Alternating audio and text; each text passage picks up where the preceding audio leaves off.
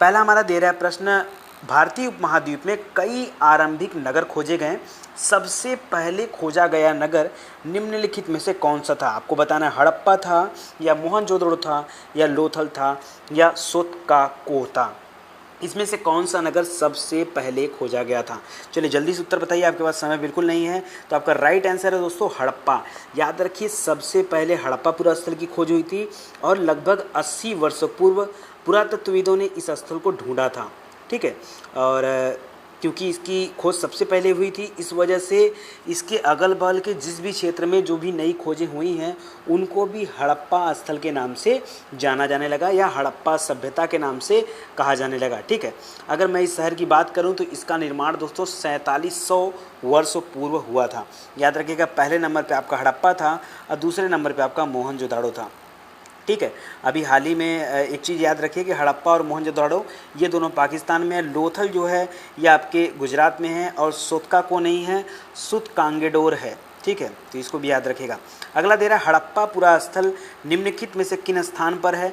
आ गया वही प्रश्न, तो याद रखिए ये पाकिस्तान में है दोस्तों, और पाकिस्तान में भी कहाँ, तो ये पंजाब वाले प्रांत में पड़ता है पाकिस्तान के। ठीक है, इसको याद रखेगा। अच्छा हुआ क्या था जब इसकी खोज हुई थी, तो आपको पता होगा लगभग 150 वर्ष पूर्व जब पंजाब में रेलवे लाइन बिछाई जाने का काम चल रहा था तो इस काम में जुटे इंजीनियरों को अचानक से इस स्थल की जानकारी मिली जो कि इस समय पाकिस्तान में है। ठीक है, हालांकि जब तक इंजीनियरों को पता चला उसके पहले ही वहाँ के जो वर्कर थे वो बहुत सारी ईंटों को उसको खंडहर समझकर उखाड़ ले गए, और जब बाद में पुरातत्वविदों को पता चला और जांच के दौरान ये पता चला कि ये तो भारत की सबसे पुरानी सभ्यता में से एक है। सबसे पुरानी सभ्यता में से एक क्या, ये ऑलरेडी सबसे पुरानी सभ्यता है। तीसरा प्रश्न है हड़प्पा सभ्यता के नगरों की विशेषता के संदर्भ में कौन सा कथन सही नहीं है। आपको ये बताना है कौन सा कथन सही नहीं है। पहला दे रहा है इन नगरों में से कई नगरों को 2 या उससे अधिक हिस्सों में विभाजित किया गया था। अगला दे रहा है सामान्यतः पश्चिमी भाग छोटा लेकिन ऊंचाई पर और पूर्वी हिस्सा बड़ा लेकिन निचले इलाके में था। तीसरा दे रहा है पुरातत्वविदों ने ऊंचाई वाले भाग को नगर दुर्ग और निचले वाले हिस्से को नगर कहा। ठीक है, और अगला दे रहा है इसके दोनों हिस्सों की चार दीवारियाँ कच्ची ईंटों की बनाई गई थी। आपको बताना है कौन सा कथन सही नहीं है। तो आपको बता दूं दोस्तों यहाँ पे जो कथन नंबर 4 है, ठीक है, ऑप्शन नंबर 4 ये गलत दिया हुआ है, ये सही नहीं है। बाकी का ऑप्शन क्या है, सही है। आपको पता होना चाहिए हड़प्पा सभ्यता में जितने भी नगर मिले हैं वो या तो 2 और या तो 2 से अधिक, एक आखिरी नगर है जो 2 से अधिक में विभाजित है, नहीं तो बाकी नगर 2 भागों में विभाजित हैं। और जो पश्चिमी हिस्सा है वो छोटा है, छोटा होने के बावजूद भी ऊंचाई पर है और उसमें दुर्ग बना हुआ है। ठीक है, पूर्वी हिस्सा जो है बड़ा है लेकिन निचले इलाके में, इसलिए उसको निचला नगर कहा गया। लेकिन ये जो कच्ची ईंटों की चहरदीवारियों की बात कर रहा है, कच्ची ईंटों की चहरदीवारियाँ नहीं दोस्तों, हर एक जगह पे पक्की ईंटों की चहरदीवारियाँ पाई गई हैं। कच्ची ईंटे की जो चहरदीवारी है वो सिर्फ कालीबंगा में मिला है। कहाँ पर, कालीबंगा में। इस पॉइंट्स को याद रखिएगा। ठीक है, चलिए अगला देखते हैं। इसके बाद चौथा प्रश्न हमारे सामने दे रहा है मोहनजोदाड़ो में खास तालाब बनाया गया था जिसे पुरातत्वविदों द्वारा महान स्नानागार कहा गया। क्या कहा गया, महान स्नानागार। इस स्नानागार की विशेषताओं के संदर्भ में निम्नलिखित में से कौन सा कथन सही नहीं है, ये बता दीजिए कौन सा सही नहीं है। ठीक है, चलिए पहला दे रहा है इस तालाब को बनाने में ईंट और प्लास्टर का इस्तेमाल किया गया था। मैं शुरू में ही आपको बताया था कि दोस्तों उस समय की टेक्नोलॉजी इतनी हाईटेक थी कि प्लास्टर के साथ साथ हर एक ईंटे पर एक स्पेशल परत लगी हुई थी जिससे ईंटें लंबे समय तक चले। इसमें पानी का रिसाव रोकने के लिए प्लास्टर के ऊपर चारकोल की परत चढ़ाई गई थी जो कि इस टेक्नोलॉजी को बयां करती है। इसमें दोनों तरफ से उतरने के लिए सीढ़ियां बनाई गई थी और चारों तरफ कमरे बनाए गए थे। और अगला है इसमें पानी भरने के लिए सिंधु नदी से छोटी नहरें निकाली गई थी। तो ये थोड़ा सा कार्टूनी भरा है, तो याद रखिए नहरों से पानी नहीं हटाया जाता था। यहाँ पर आसपास कुएं खोदे गए थे, उन कुओं से पानी निकालकर इसमें डाला जाता था और वापस उपयोग करने के बाद इनको खाली भी कर दिया जाता था। ऐसा माना जाता है कि ये जो महान स्नानागार था यहाँ शायद कोई स्पेशल पार्टी वगैरह हुआ करता था या किसी स्पेशल अवसर पर लोग स्नान करने आते थे। तो जो राइट आंसर होगा यहाँ पर क्या होगा, ये चौथा वाला ऑप्शन गलत है। छोटी नहर नहीं, कुओं के माध्यम से काम होता था। चलिए पांचवा बताइएगा, हड़प्पा सभ्यता से प्राप्त नगरों के संदर्भ में निम्नलिखित कथनों पर विचार कीजिए। पहला दे रहा है कालीबंगा और लोथल से अग्निकुंड मिले हैं। कालीबंगा और लोथल से अग्निकुंड मिले हैं। दूसरा दे रहा है हड़प्पा, मोहनजोदड़ो और लोथल से बड़े बड़े भंडार गृह मिले हैं। आपको बताना है कौन सा कथन सही है। दोस्तों मैंने बहुत डिटेल में इस टॉपिक को कवर कराया हूँ, अगर उसके बावजूद आप नहीं कर पाओगे तो इसमें गलती आपकी है। अच्छे से पढ़ा करो, ठीक है। याद रखिए यहाँ पर जो दोनों कथन हैं वो दोनों कथन बिल्कुल सही हैं। जी हाँ दोस्तों, बिल्कुल सही कथन यहाँ पे दे रहा है। याद रखिए कालीबंगा जो कि राजस्थान में है और घग्गर नदी के किनारे लोथल जो है ये भोगवा नदी के किनारे गुजरात में है। इन दोनों जगहों से अग्निकुंड के साक्ष्य मिले हैं। और कालीबंगा से तो जो है शिवलिंग का भी साक्ष्य मिला है, लिंग पूजा का भी साक्ष्य मिला है, ठीक है। इसके अलावा जुते हुए खेत का प्रमाण कालीबंगा से मिला हुआ है। उसके अलावा कच्ची चारदीवारी का प्रमाण वहाँ से मिला हुआ है।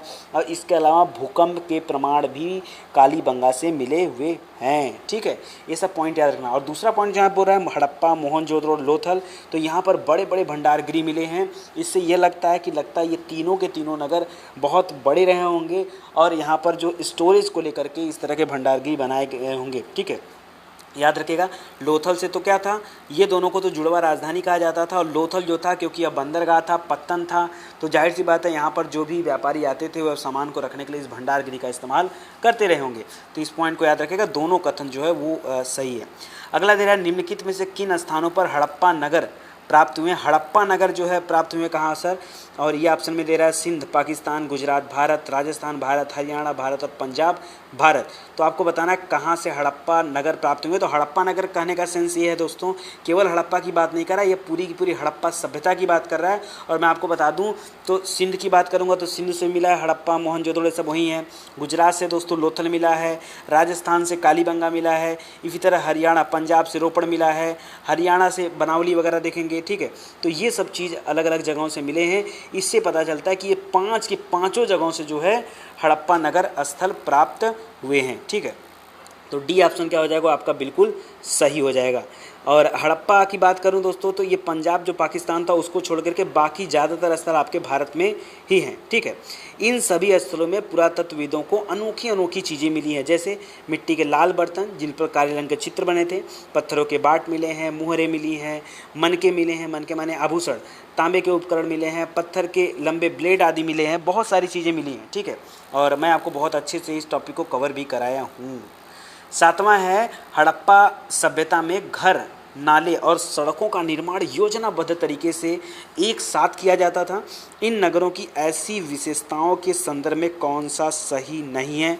मतलब यहाँ पे तीन जो है वो तीन, कोई भी तीन सही है और एक यहाँ पर से गलत है, उसी को आपको ढूंढना है। अभी देखो क्या दे रहा है, इन नगरों के घर आमतौर पर एक या दो मंजिल के हुआ करते थे, ठीक है। बिल्कुल सही बता रहा है, आपको इसके बारे में पता ही होगा कि कई बार जो है घर एक मंजिला भी होते थे, कई बार दो मंजिला भी होते थे, कई बार इससे ज़्यादा भी हुआ करते थे। अधिकांश घरों में एक अलग स्नानागार होता था और कुछ घरों में कुएँ भी होते थे।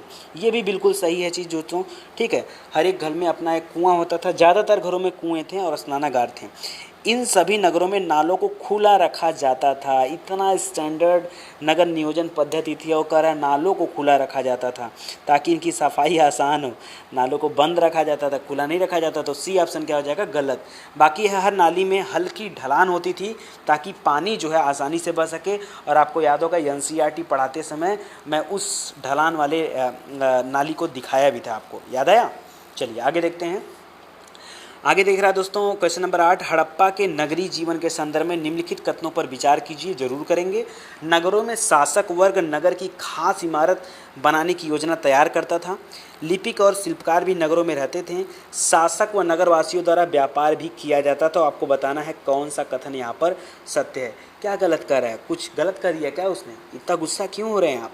अरे यार, नगरों में जो शासक वर्ग था, मतलब जो अपने आप को राजा समझता था, वो क्या करता था, नगरों में खास इमारत बनाने के लिए हमेशा योजनाएं तैयार करता था, ठीक है। बिल्कुल सही है। लिपिक और शिल्पकार वर्ग जो थे, ठीक है, ये नगरों में रहा करते थे। कहाँ भगा देंगे क्या नगरों से, तो जाहिर सी बात है यार वहीं पे रहेंगे। शासक और नगरवासी ये सभी क्या करते थे, व्यापार का काम किया करते थे। तो तीनों ऑप्शन जो है दोस्तों यहाँ पर वो सही हो जाएगा। मतलब ये तीनों कथन सही हो जाएगा। तो तीनों ऑप्शन, मतलब ये मत समझ जाया करो ये बी सी सब सही है, ऐसे नहीं, ठीक है। ऐसे बोलोगे 1 2 3 सही, मतलब जो ऊपर का दिया है तीनों सही हैं। कोई दिक्कत आपको, कोई दिक्कत हो तो बताइए, फिर से मैं समझा देता हूँ। देखिए मैं चलो समझा ही देता हूँ। याद रखो, जैसे हड़प्पा नगर की बात कर लो तो यहाँ पर नगर नियोजन एक अद्भुत कला देखने को मिलता है नगर नियोजन की। तो आप याद रखो, यह अद्भुत कला किसके भरोसे मिलती है? तो जो वहाँ का राजा होगा उसी ने तो सारी प्लानिंग तैयार किया होगा। ये शासक लोगों को दूर दूर भेजते थे, वहाँ से धातुएं मंगवाते थे, बहुमूल्य पत्थर मंगवाते थे, अन्य उपयोगी जो चीज़ें होती थी उनको भी मंगवाते थे। इस तरह से शासक और नगरवासी मिलकर व्यापार भी करते थे और नगर नियोजन की पद्धति को और अच्छा भी बनाते थे। रही बात लिपिकों की और शिल्पकारों की, तो ये भी जो है उसी राज्य में रहते थे। लिपिकों का काम क्या होता था? लिपिक माने मुहरों को बनाना, जो राजा द्वारा मुहर बनाए जाते हैं। कभी कोई व्यापारी भी अपना मुहर छप बनवाता था, तो मुहरों पर लिखने का कार्य कौन करता था? लिपिक करता था। और कहीं भी लिखने का काम हो, ठीक है, वो लिपिक करता था। और शिल्पकार वो चाहे स्त्री और पुरुष दोनों हो सकते थे। तो ये अपने अपने घरों में उद्योग स्थल पर रह करके तरह तरह की चीज़ें बनाते थे और वहीं से फिर क्या करते थे? मार्केट में बेचा जाता था। तो ये पॉइंट समझ में आया? चलिए 9वां प्रश्न देखिए। हड़प्पा से प्राप्त बाट और मनकों के संदर्भ में निम्नलिखित में से कौन से कथन पर विचार कीजिए और सही का पता लगाइए। करा बाटों को बनाने के लिए सामान्यतः चूना पत्थर का प्रयोग किया जाता था। और दूसरा दे रहा मनकों के निर्माण में, मनके क्या थे? देखिए, बाट और मनका अलग अलग था। मनका आभूषण था, मनकों के निर्माण में कर्निलियन पत्थरों का प्रयोग हुआ। मोस्ट इंपॉर्टेंट, जब मैं पढ़ा रहा था एनसीईआरटी तब मैं बोला था कि इससे क्वेश्चन जरूर बनेगा, इसलिए आप ध्यान से पढ़ लीजिए। तो जो लोग ध्यान से पढ़े होंगे उनको पता होगा, जो नहीं पढ़े होंगे नहीं पता होगा। चलिए फटाक से बताइए कौन सा कथन सही है, जल्दी से बता दीजिए, जल्दी बताइए। चलिए मैं आपको बताता हूँ। पहला क्वेश्चन जो दिया है दोस्तों, पहला जो ऑप्शन नंबर 1 दिया है, मतलब ये जो कथन 1 दिया है, ये जो है आपका ये गलत है। बाटों को बनाने के लिए चूना पत्थर नहीं दोस्तों, बाटों को बनाने के लिए किसका इस्तेमाल किया जाता था? चर्ट पत्थरों का प्रयोग किया जाता है, स्लेटी पत्थरों का प्रयोग किया जाता था, ठीक है। याद रखिए, चर्ट पत्थर बोलिएगा, चर्ट पत्थरों का इस्तेमाल किया जाता था, चूना पत्थर का नहीं। और जो यहाँ पे दूसरा दे रहा है, मनकों के निर्माण में कर्निलियन पत्थरों का प्रयोग होता था, तो ये बिल्कुल सही है। मैं आपको कर्निलियन हाईलाइट भी किया था और बताया था कि इन पत्थरों को काट कर या तराश कर मनके बनाए जाते थे। और कभी कभी इनके बीच में छेद भी किया जाता था ताकि बीच में धागा डाल करके मालाएँ बनाई जा सके। तो यहाँ पर केवल 2 जो है वो सही हो जाएगा, ठीक है। चलिए 10वां देखिए। निम्नलिखित में से किस हड़प्पीय स्थल से एक कढ़ाईदार वस्त्र पहने एक महत्वपूर्ण व्यक्ति की पत्थर से बनी मूर्ति प्राप्त हुई है? तो फटाक से बता दीजिए। तो बहुत फेमस जगह था मोहनजोदाड़ो, ठीक है। और उस इमेज को भी मैं आपको दिखाया था। मोहनजोदाड़ो में एक महत्वपूर्ण व्यक्ति की मूर्ति मिली है और आपको पता होगा उस व्यक्ति ने एक कढ़ाईदार वस्त्र वही पहने हुआ था। हालांकि टूटी फूटी मूर्ति थी लेकिन था तो था। अच्छा, एक चीज़ और उसको मैं आपको याद आएगा, उनकी जो दाढ़ी थी, ठीक है, वियर्ड दाढ़ी और मूंछ, वो बड़े अच्छे तरीके से उसमें बनाए गए थे। याद आया आपको फिगर कुछ? तो यहाँ पर आंसर क्या हो जाएगा? मोहनजोदाड़ो। चलिए 11वां देखते हैं। हड़प्पीय नगर शिल्प के संदर्भ में निम्नलिखित कथनों पर विचार कीजिए, जो सही है बताइए। 3 दे रहा है। सोने और चांदी से गहने और बर्तन बनाए जाते थे। सोने और चांदी से गहने और बर्तन बनाए जाते थे। अरे क्या हुआ, हंस नहीं सकता क्या भाई? तांबे और कांसे से केवल औजार और हथियार बनाए जाते थे। भाई केवल जहाँ लगता है ना, जान लो अगर आपको क्वेश्चन ना आता रहे ना, कभी भी एग्जाम में अगर मान लो ना आ रहा हो और तुक्का मारने की इच्छा कर रही, तो याद रखो जहाँ केवल है ना उसको छांट के अलग कर देना। ये केवल बड़े बवाली होते हैं सब, ठीक है, जहाँ लग जाते हैं वहाँ तबीयत खराब कर देते हैं, ठीक है। तो तांबे और कांसे से केवल औजार और हथियार बनाए जाते थे। अरे ये कहते थे कि औजार और हथियार बनाए जाते थे, मान लेते हैं, लेकिन केवल कहाँ लगा दिए? क्या उससे बर्तन नहीं बनते थे? बहुत कुछ बनता था, है कि नहीं? तो ये 2 वाला गलत हो जाएगा।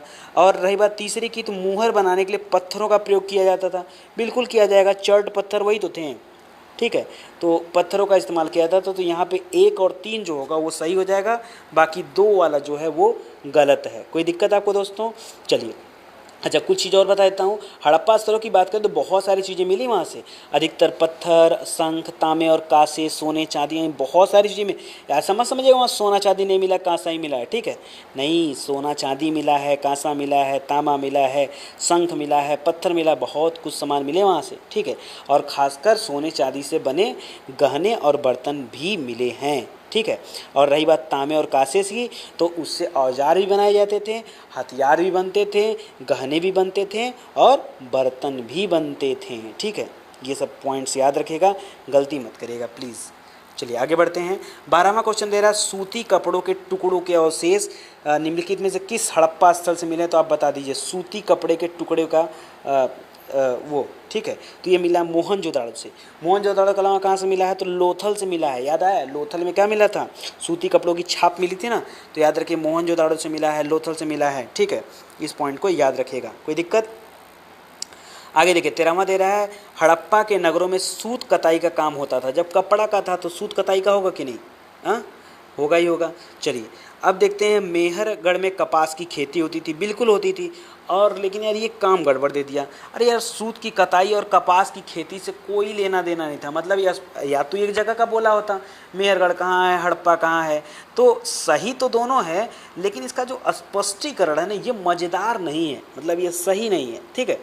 याद रखिएगा, मेहरगढ़ की बात करें तो वहाँ पे कपास की खेती दोस्तों 7,000 वर्ष पूर्व हुआ करती थी, ठीक है, इस बात को याद रखिएगा। और मोहनजोदाड़ो की बात करें तो वहाँ से कपड़े के टुकड़ों के अवशेष मिले हैं, तो ये तो कंफर्म हो गया वहाँ सूत कताई का काम होता था।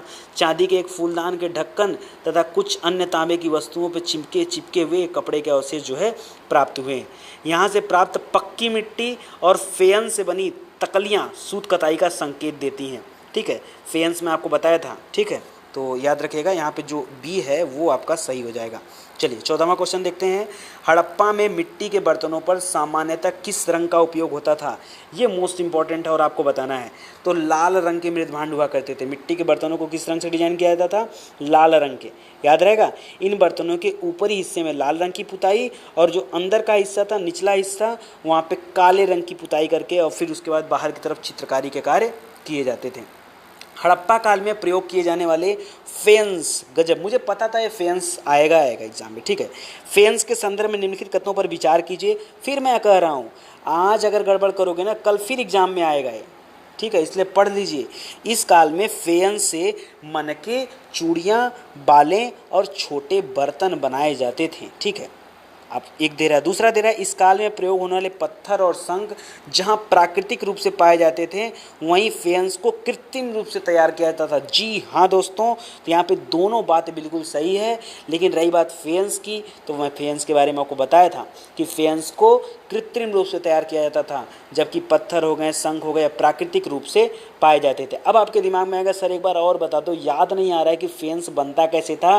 तो मेरे भाई मैंने आपको कहा था, बालू हो या स्फटिक पत्थर, उसको पहले चूर चूर कर दिया जाता था, उसका चूरन बना लिया जाता था, बाद में उसको गोद में मिला करके उनसे वस्तुएं बनाई जाती थी और लास्ट में उन वस्तुओं पर एक चिकनी परत चढ़ाई जाती थी, मतलब पॉलिश किया जाता था, ठीक है।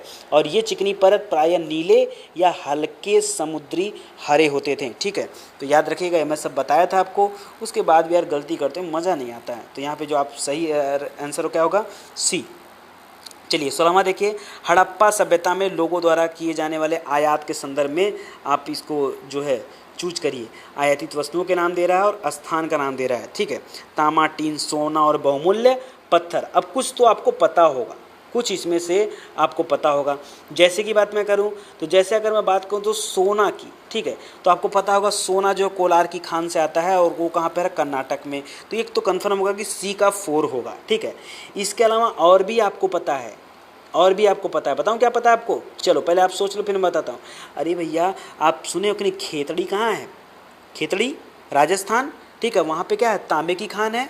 तो ये देखो हो गया हमारा ए का 3। रही बात टीन की, तो टीन क्या है दोस्तों बताओ, टीन है अफगानिस्तान से आता था। और बहुमूल्य पत्थर कहाँ से आते थे, तो कुछ तो राजस्थान से आते थे और कुछ कहाँ से आता था, गुजरात से भी आता था, ठीक है। तो यहाँ पे राइट आंसर क्या हो जाएगा, डी का हो जाएगा 1 और बी का हो जाएगा 2, ठीक है। यानी 3 4 2 1। चलो देखते हैं 3 4 2 1 कहाँ पे है, 3 4 2 1 नहीं, सॉरी 3 2 4 1, ठीक है।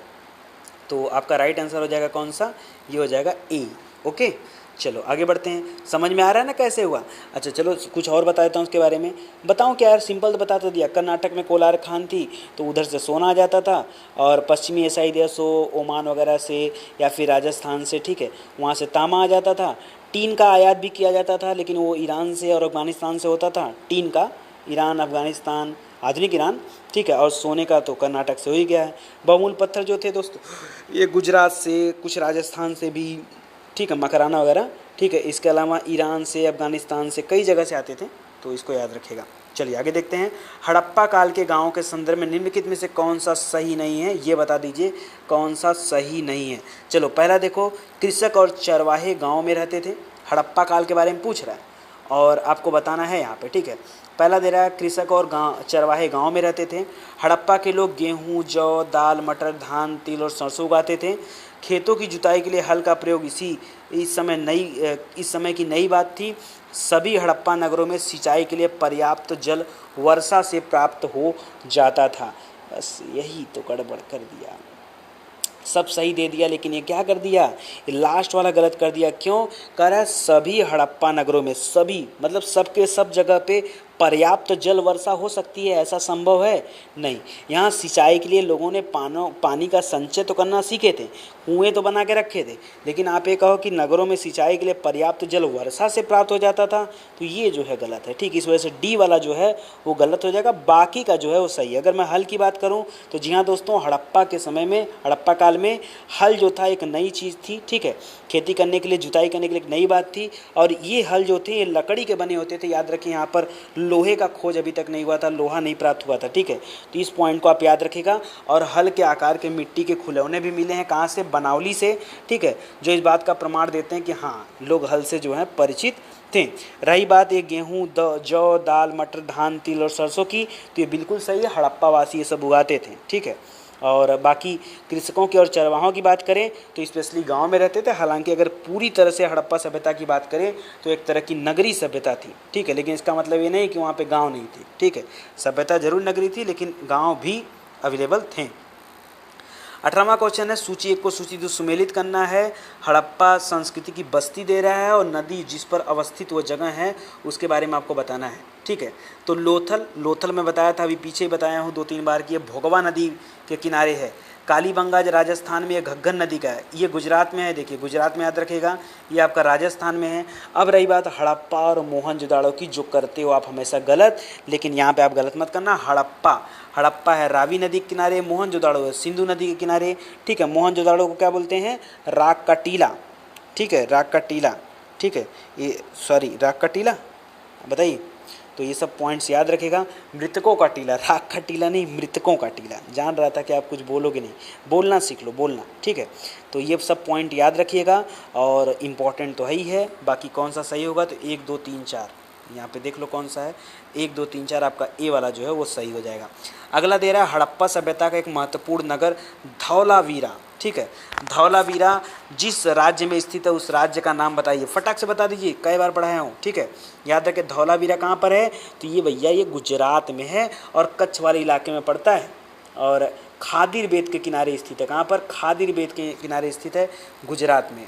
धौलावीरा कहाँ पर है, गुजरात में।